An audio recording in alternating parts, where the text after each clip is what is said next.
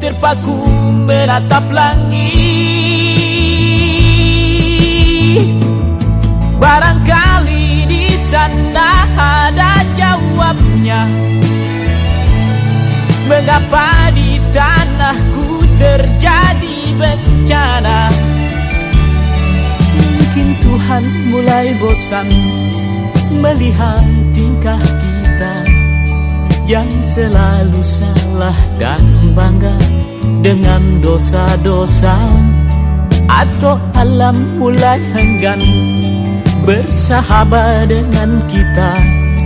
Coba kita bertanya pada rumput yang bergoyang. Oh